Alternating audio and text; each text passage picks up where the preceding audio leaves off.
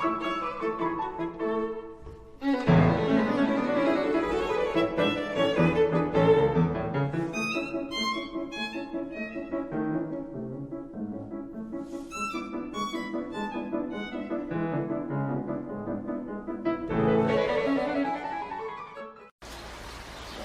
floor slants downhill, and this little girl cries for food. The leaves to make this meal were plucked from a tree in the city.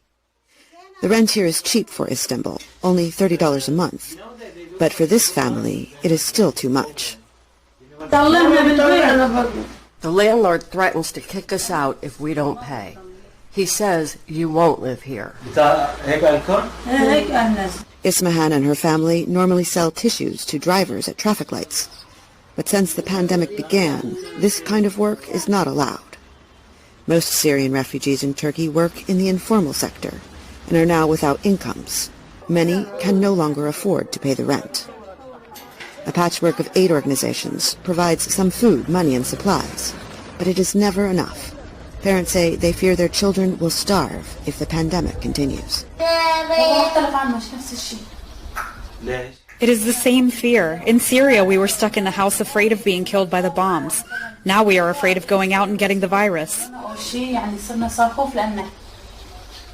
Turkey hosts at least 3.5 million Syrian refugees, more than any other country in the world. But resentment runs deep, and the government has encouraged them to leave.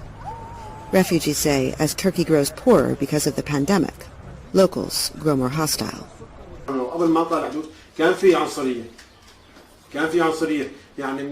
There was racism before the virus.